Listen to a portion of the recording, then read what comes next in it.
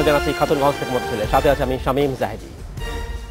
দেশে ক্রমেই জনপ্রিয় হচ্ছে অনলাইনে কেনাকাটা এবং এই নিয়ে গত কয়েকদিনে দেখা যাচ্ছে গত 2 বছরে অনলাইনে কেনাকাটা প্রায় শতাধিক কোটি টাকা বিনিয়োগ হয়েছে এখানে।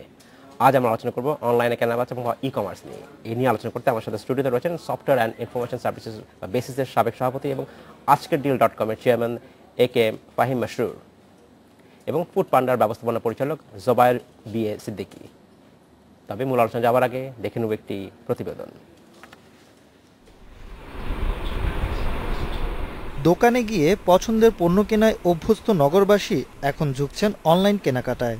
একসময় ক্রেতারা কোনো জিনিস চোখে না দেখে কেনার কথা ভাবতে না পারলেও এখন বিভিন্ন নামি অনলাইন শপিং স্টোরের সুবাদে বদলাচ্ছে সেই অভ্যাস।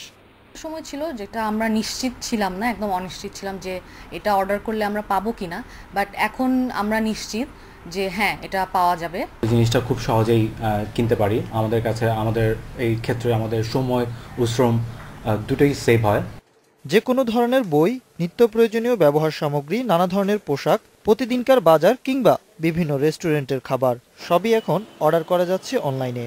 সময়ের সাথে সাথে এসব কেনাকাটায় ক্রেতাদের আস্থাও বাড়ছে বলছেন ই কমার্স খাতের ব্যবসায়ীরা।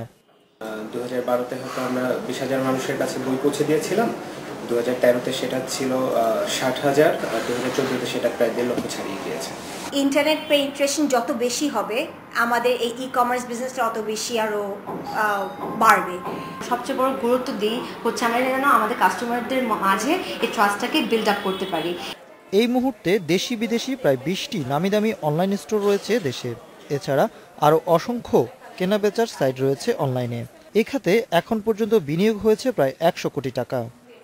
গত 2 বছরই এই শুধুমাত্র ই কমার্সেই প্রায় 100 কোটি টাকার মতো ইনভেস্টমেন্ট হয়েছে। এর অ্যাটলিস্ট 50 থেকে 60% বিদেশি ইনভেস্টমেন্ট হয়েছে সরাসরি, এবং বাকিটুকু দেশীয় উদ্যোক্তারা ইনভেস্ট করেছে। এখনও সারা দেশের কেনাকাটার 1%-ও কম হয় অনলাইন স্টোর থেকে। তবে আগামী কয়েক বছরে এর পরিমাণ কয়েক গুণ বাড়বে বলে মনে করছেন বিশেষজ্ঞরা।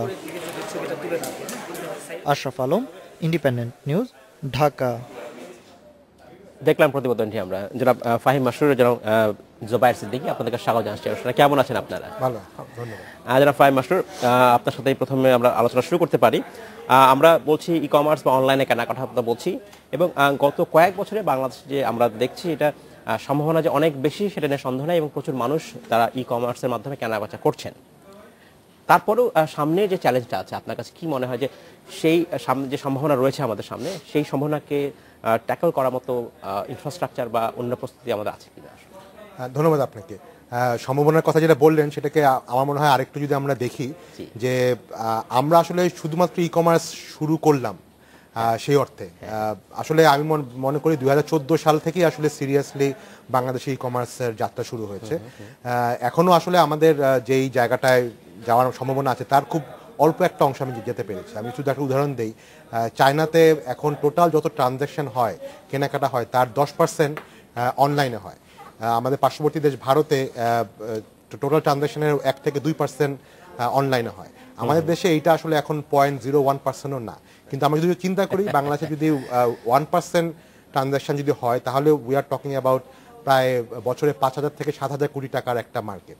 আমাদের বর্তমানে আমি যদি গত 1 বছর হিসাব করি, আমাদের হয়তো সব মিলায় 60 থেকে 70 কোটি টাকার মতো ট্রানজ্যাকশন হয়েছে। তো আসলে সম্ভাবনাটা আসলে কত দূর, এখন যত দূর আমরা করছি তার থেকে অ্যাটলিস্ট 100 থেকে 150 গুণ বেশি কিন্তু একটা সম্ভাবনার জায়গা আছে। এখন আপনি যে প্রশ্নটা করলেন যে চ্যালেঞ্জগুলো কী কী, আমার কাছে মনে হয় চ্যালেঞ্জ থাকবে, বা চ্যালেঞ্জগুলো মোকাবেলা করারও মতো অবস্থা কিন্তু আমাদের তৈরি হচ্ছে। প্রথমত একটা বড় চ্যালেঞ্জ হচ্ছে আমাদের দেশের ইন্টারনেটের ব্যবহার। আমাদের দেশে হয়তো এখন ইন্টারনেটের ব্যবহার আগে থেকে অনেক বেড়েছে। এখন হয়তো সব মিলায় 70-80 লাখ বা 1 কোটির মতো লোক ইন্টারনেট ইউজ করে, কিন্তু ওই ইন্টারনেটটা কিন্তু অনেক ক্ষেত্রে ঢাকার লোকজন বা চিটাগাংয়ের লোকজন যেভাবে সহজভাবে ইউজ করে, ঢাকার বাইরে কিন্তু ওইটা এখনো অনেকের জন্য অনেক এক্সপেন্সিভ। ইন্টারনেটের খরচটা কমানো এবং সারা দেশে ব্রডব্যান্ড ছড়িয়ে দেওয়া একটা বড় চ্যালেঞ্জ। আর একটা বড় চ্যালেঞ্জের জায়গা আমাদের আছে, সেটা হচ্ছে আমাদের লজিস্টিক ডেলিভারি। ঢাকার একটা লোক কিন্তু এখন কোথাও অর্ডার দিলে সেটা যদি কোনো জিনিস অর্ডার দেয় 24 ঘন্টা থেকে 48 ঘন্টার মধ্যে পেয়ে যাচ্ছে। ইভেন যদি কোনো ফুড অর্ডার দেয় ইভেন 1-2 ঘন্টার মধ্যে পেয়ে যাচ্ছে। কিন্তু ঢাকার বাইরে কিন্তু সেই জিনিসটা একটু ডিফিকাল্ট। সেই জন্য লজিস্টিক কোম্পানিগুলোকে এগিয়ে আসতে হবে এবং যাতে ট্র্যাকিং করা যায় এই ধরনের ব্যাপারগুলো এগিয়ে আসতে হবে। আরেকটা বড় ব্যাপার হচ্ছে যে আমাদের এখনো পেমেন্টটা একটা সমস্যা আছে, যদিও আসলে অনলাইন কেনাকাটা একটা সবচেয়ে এখনো অন্যান্য কান্ট্রিতেও ভারতে বা চায়নাতেও ক্যাশ অন ডেলিভারি, যে আমি জিনিসটা পৌঁছে দিব তারপরে পেমেন্টটা নিব, সেটাই 70% বা 80% ওইভাবেই হয়। কিন্তু তারপরেও কিন্তু যত বেশি অনলাইনে পেমেন্ট হয়, পার্টিকুলারলি এখন বাংলাদেশের কারণে বড় সুযোগ আছে যে মোবাইলে পেমেন্টটা অনেক ইজি, এই ব্যাপারগুলো আরো যত বেশি হবে তত কিন্তু ইন্টারনেটের মাধ্যমে কেনাকাটা আরো বেশি তাড়াতাড়ি জনপ্রিয় হবে। জনাব ধন্যবাদ জনাব ফাহিম মাসুর, আপনার কাছে ফিরে আসবো। জনাব জোবায়ের সিদ্দিকী, আপনার কাছে জানতে চাচ্ছি যে আপনার যে প্রতিষ্ঠান ফুড পান্ডা, আপনারা একেবারে নতুন কনসেপ্ট, বাংলাদেশে কয়েকটি ধরনের অনলাইন শপিং ব্যবস্থা আছে যারা সাধারণ মানুষ কাস্টমাররা অর্ডার দেন অনলাইন এবং আপনার খাবার পৌঁছে দেন। এই যে কাজটা করছেন, আমি পেমেন্টের কথাই শুরু করতে চাই। এই পেমেন্টের ক্ষেত্রে কোনটা বেশি এখন বাংলাদেশে কার্যকর হচ্ছে, অনলাইনে পেমেন্ট করছেন নাকি ক্যাশ অন ডেলিভারিতে পেমেন্টটা বেশি হচ্ছে? আচ্ছা, ধন্যবাদ আপনাকে। সো ফুড প্যান্ডার কথা যদি আমি বলি, এখনো আমরা অনলাইন পেমেন্টটা স্টার্ট করিনি বাংলাদেশে। তো মোস্টলি আমাদের 100%ই কিন্তু ক্যাশ অন ডেলিভারি হচ্ছে। আচ্ছা, সো ফুড প্যান্ডা বাংলাদেশের জন্য অনলাইন পেমেন্টটা hopefully by end of April we will go live. হ্যাঁ, আমাদের টেস্টিং শেষ হয়ে গেছে, বাট কিছু ইনফ্রাস্ট্রাকচার প্রবলেমের জন্য আমাদের হেডকোয়ার্টার্স থেকে এটা অ্যালাউড হচ্ছিল না। আমি জানি হাংরি নাকি .com আরেকটি সাইট আছে যেখানে আমি নিজে অর্ডার দিয়েছি কয়েকবার এবং আমি সেটা অনলাইনে পেমেন্ট করতে পারবেন। এক্স্যাক্টলি। সো আমাদের যেটা প্রবলেম ছিল আমি বলি, আমাদের যেহেতু ফুড প্যান্ডা একটা multinational company based out of Berlin, আমাদের সঙ্গে পেপ্যাল এবং এডিএন এই দুইটা পেমেন্ট গেটওয়ে কিন্তু গ্লোবালি ওয়ার্ক করে মোস্ট কান্ট্রিজ যেখানে অ্যাকসেপ্টেবল। যেহেতু বাংলাদেশে পেপ্যাল এবং এডিএন নেই, payment cannot go out and come into the country, we had to go for a local payment gateway provider. So ওইটার জন্য আমি বললাম, যেহেতু ইনফ্রাস্ট্রাকচারটা আমাদের বার্লিন হেডকোয়ার্টার্সে অ্যাকসেপ্টেবল ছিল না, মানে দ্য কোডিং হোক যেটাই হোক, 5 মাস সময় লেগে গিয়েছে আমাদের নিজে থেকেই এসএসএল কমার্স, যেটা আমাদের পেমেন্ট গেটওয়ে প্রোভাইড করবে, এসএসএল ওয়্যারলেস ওদের সঙ্গে কাজ করতে আর কি। Hopefully end of this month it should be live. এবং আমাদের অন্য যেসব ভেঞ্চারও আছে, রকেটের কেমু বা দারাজও যদি বলি, ই কমার্স যেগুলো, ওখানেও কিন্তু অনলাইন এখনো লাইভ হয়নি online payment, but should be live very very soon. But saying that, cash on delivery I would still say online payment থাকার পরেও উইল বি মেজরিটি, যেটা আমি ফাহিম ভাইয়ের সাথে এগ্রি করি, এটা উইল বি দ্য মেজরিটি। আমাদের পেমেন্টস ওখান থেকেই হবে, মোড অফ পেমেন্টটা, বাট ইট ইজ নেসেসারি। এবং অনলাইন পেমেন্টের ব্যাপারে যেহেতু কথা হচ্ছে, আমি আরেকটা জিনিস যেটা বলতে চাচ্ছি, যে অনলাইন পেমেন্ট ট্রানজাকশন কস্ট যেটা, সেটা কিন্তু স্টিল ভেরি হাই আমাদের দেশে। ইট ইজ বিটুইন মার্চেন্ডাইজার জন্য বেশি আপনি বলছেন? এক্স্যাক্টলি। এবং এটা বিটুইন 3 to 4% আসে পেমেন্টের যে চার্জ, যেটা একটা অনলাইন পেমেন্টে যদি একটা কাস্টমার পেমেন্ট করে, সো এই পেমেন্টটা তো যেহেতু কাস্টমারের উপরে আমরা দেই না, চাপাচ্ছি না, it has to be borne by somebody, either merchant অথবা আমাদের উপরে, একজনের উপরে কিন্তু চলে আসছে।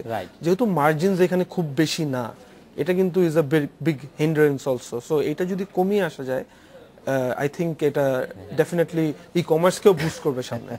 যেটা মাস্টার, আপনার কি মনে হয় যে পেমেন্ট গেটের কথা বলছেন, একজন মার্চেন্ডাইজার বলছেন যে আসলে এখনো কস্টলি ওনাদের এন্ডে, এইটা আসলে মানে কিভাবে সমাধান করা যায়? আচ্ছা, আমি তার আগে আবারও বলি, আসলে পেমেন্ট অনলাইন পেমেন্ট সিস্টেমের জন্য কিন্তু ইন্ডাস্ট্রির গ্রোথ আটকে নেই এবং আটকে থাকবেও না।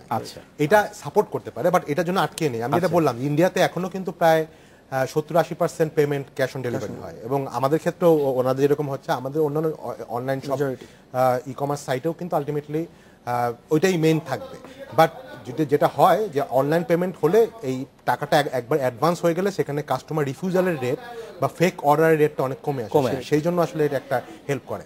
বাট আমি কিন্তু আসলে আমাদের পার্টিকুলার পেমেন্ট সিস্টেমের ব্যাপারে ইভেন আমি যদি বলি যে ভারতের থেকেও আশাবাদী অন্য একটা কারণে, সেটা হচ্ছে আমাদের দেশে যেভাবে মোবাইল পেমেন্টটা চালু হয়েছে, ওয়ার্ল্ডের অন্যান্য অনেক কান্ট্রিতে কিন্তু হয়নি। আপনি তো জানবেনও, তো আগামী 1-2 মাসের মধ্যে আমাদের যে এক মোবাইল পেমেন্ট কোম্পানি বিকাশ, সেটা কিন্তু সারা ওয়ার্ল্ডের লার্জেস্ট মোবাইল পেমেন্ট সিস্টেম হিসেবে চলে আসছে। আমরা জানি কেনিয়ার এমপেসা থেকেও কিন্তু এগিয়ে যাচ্ছে। তো আমাদের দেশে এখন প্রায় 2 কোটির মতো লোকের হাতে কিন্তু মোবাইল ওয়ালেট আছে। আমাদের যদি ক্রেডিট কার্ড বলি, সব মিলায় হয়তো 20-30 লাখের বেশি নাই। তো এই মোবাইল পেমেন্টটার ক্ষেত্রে কিন্তু আমাদেরকে আরো বেশি এই মোবাইল পেমেন্টের সাথে কেমন করে ই কমার্স সাইটগুলো ইন্টিগ্রেটেড হবে সেই ক্ষেত্রে কাজ করতে হবে। সেই ক্ষেত্রে হয়তো বাংলাদেশ ব্যাংক একটা গাইডলাইন দিতে পারে যে প্রতিটা মোবাইল পেমেন্টের মাধ্যমে যাতে অনলাইনে ট্রানজাকশন করা যায়। এখন যেমন মোবাইল পেমেন্ট মোবাইল ওয়ালেট যার আছে সে হয়তো তার দেশে টাকা পাঠাতে পারছে বা অন্য একজনকে টাকা পাঠাতে পারছে, কিন্তু সে কিন্তু খুব ইজিলি টাকাটা একটা ই কমার্স সাইটে বা একটা মার্চেন্টকে পাঠাতে পারছে না। এই ব্যাপারটা যদি পলিসি লেভেলে কাজ করা হয় এবং মোবাইল পেমেন্ট সার্ভিস প্রোভাইডাররা যদি তাদের টেকনোলজি ইন্টিগ্রেশনটা করে তাহলে কিন্তু খুব ইজিলি আমাদের দেশে অনেক লোক খুব ইজিলি কাজ করতে পারবে। এবং মোবাইলের ক্ষেত্রে সুবিধা হচ্ছে যেটা উনি বললেন যে ক্রেডিট কার্ডের ক্ষেত্রে 3 থেকে 4% মতো কমিশন, ট্রানজাকশন কমিশন, মোবাইলের ক্ষেত্রে কিন্তু এটা অনেক কম, এখানে 1.5 থেকে 2%। তো সেই ক্ষেত্রে আসলে আমার কাছে স্টিল মনে হয় আমাদের সবচেয়ে বড় সম্ভাবনার জায়গাটা হচ্ছে পেমেন্টের ক্ষেত্রে মোবাইল পেমেন্ট। ধন্যবাদ জনাব ফাহিম মাসুদ। আমাদের সময় হচ্ছে বিরতিতে যাবার, ফিরে এসে আমরা আবার কথা বলবো। আমাদের সময় হলো একটু বিরতিতে যাবার, ফিরছি শীঘ্রই, সাথেই থাকবেন।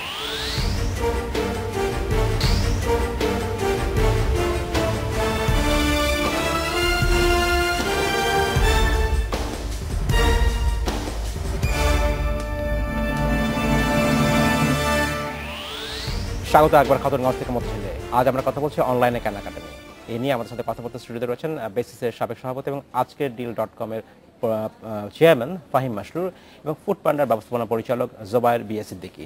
জনাব সিদ্দিকী এবং জনাব মাসরুর, আপনাকে স্বাগত জানাচ্ছি আরেকবার। জনাব সিদ্দিকী, আপনার কাছে জানতে চাচ্ছি যে আমরা পেমেন্ট নিয়ে কথা বলছিলাম, আমরা আরেকটা বিষয়ে কথা বলি যে সার্ভিসের কি অবস্থা। যেমন আমরা অনেক সময় যেটা হয় আপনারা দেখেন যে ফেক অর্ডার আসতে পারে অনেক সময়, বা অথবা অনেক সময় কাস্টমার এন্ডেও দেখা যায় যে তারা অর্ডার দিয়েছেন কিন্তু তারা তার পণ্যটা পাচ্ছে। এই যে একটা লজিস্টিক্সের সমস্যাগুলো আছে, এই ক্ষেত্রে আসলে আপনারা কিভাবে জিনিসটা মিনিমাইজ করার চেষ্টা করেন? সো আমাদের ক্ষেত্রে ফুড প্যান্ডার ক্ষেত্রে ফুড ডেলিভারিতে logistics was the major concern আমাদের জন্য যখন উই স্টার্টেড উইথ দিস। এবং এমন একটা শহরে যেখানে সবসময় জ্যাম, ট্রাফিক। সো যেটা হয় আর কি, মানে বাংলাদেশে কিন্তু রেস্টুরেন্টসের ডেলিভারি নেটওয়ার্কটা নেই, অ্যাপার্ট ফ্রম পিৎজা হাট বা পিৎজা ইন কয়েকটা বাদে, ন্যান্ডোস কয়েকটা বাদে। যেটা আমাদের জন্য যেটা প্রবলেম ছিল ইনিশিয়ালি, যে ফুড প্যান্ডা ইন্ডিয়া পাকিস্তান সব জায়গায় কিন্তু আছে, we act as a market place mostly, and the delivery is done by the restaurants. আমরা কিন্তু অর্ডার জেনারেট করি ইউজুয়ালি অনলাইন। ইন্ডিয়াতে, পাকিস্তানে বা সিঙ্গাপুর, আমি যে অন্য দেশের কথা বলি, ডেলিভারি কিন্তু রেস্টুরেন্টরা নিজেরা করে। বাংলাদেশে এই জিনিসটা ছিল না, so we had to build our own logistics. So apart from being a market place যেখানে we do the online marketing for the restaurants, তাদেরকে একটা অনলাইন প্রেজেন্স দিচ্ছি এবং অর্ডার জেনারেট করছি, ওইটার সাথে we also had to do the delivery support, যেটা build করতে অবভিয়াসলি ইট টুক টাইম। এটা আমাদের বিগেস্ট চ্যালেঞ্জ ছিল, but yes, over time, over the period of 1 year যেটা আমরা we have been able to overcome, I would সে।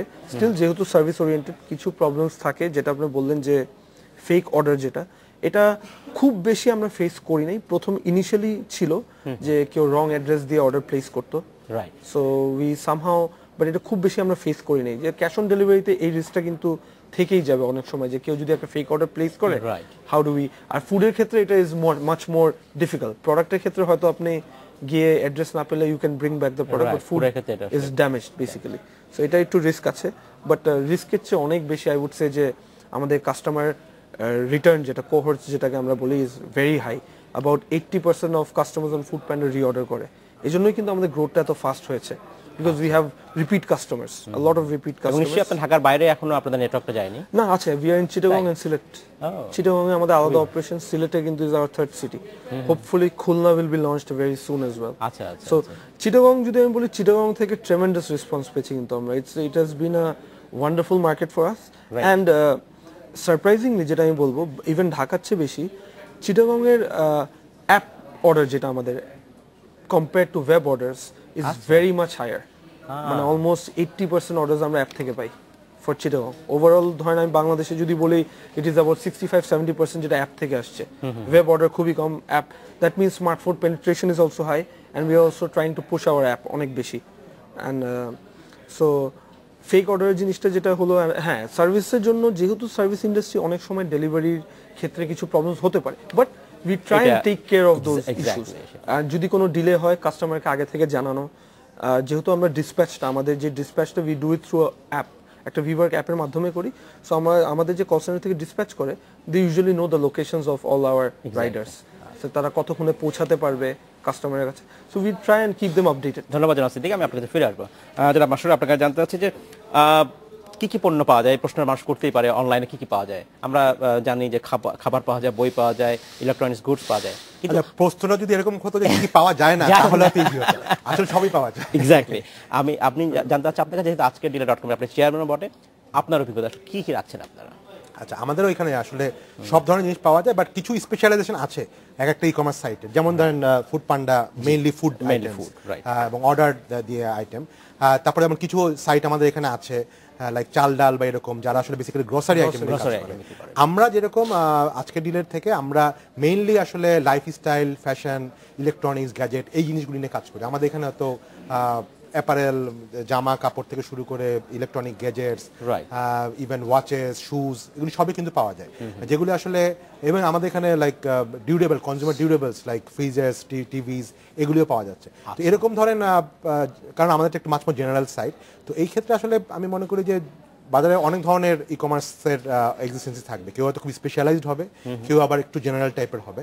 আবার দুই ধরনের মডেল আছে। একটা হচ্ছে যারা সরাসরি, যেরকম ফুড পান্ডা যেমন মার্কেট প্লেস, আবার অনেক কোম্পানি আছে যারা আসলে নিজেরা ইনভেন্টরি মেনটেন করবে এবং নিজেরাই কাস্টমারদের কাছে জিনিসগুলো দিবে। আবার আমাদের আজকের ডিল যেরকম একটা মার্কেট প্লেস, এখানে আসলে অন্যান্য মার্চেন্ট, যেমন আমাদের এখানে প্রায় 1000-এর মতো মার্চেন্ট আছে যাদের জিনিস আমাদের মাধ্যমে ডেলিভার্ড হচ্ছে। তো দুই ধরনের, একটা ডিরেক্ট সেলিং আছে আর আবার এরকম মার্কেট প্লেস প্ল্যাটফর্ম টাইপের মডেলও আছে।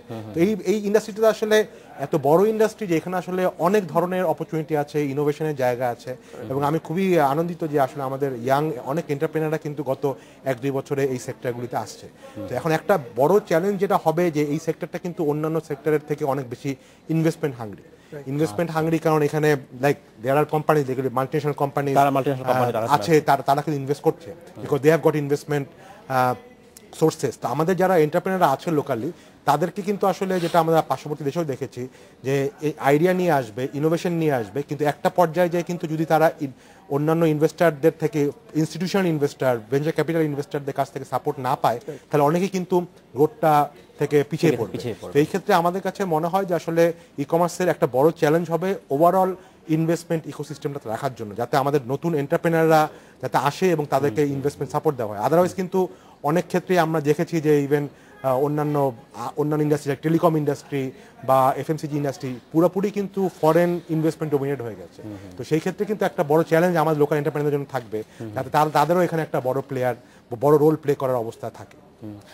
জনাব সিদ্দিকী, যদিও আপনার মাল্টিনেশনাল কোম্পানি, কিন্তু একই বিজনেস মডেল কি আপনার সব দেশে সব মার্কেটে করছেন, নাকি কিছুটা কাস্টমাইজ করছেন লোকাল মার্কেটের জন্য? সেই so food panda at the moment আপনার 40টা দেশে আছে, ফুড প্যান্ডা ব্র্যান্ড নিয়ে আর কি আমাদের।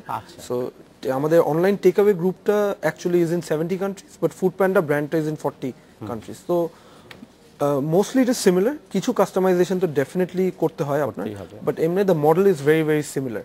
We act as a market place, generate orders for the restaurants.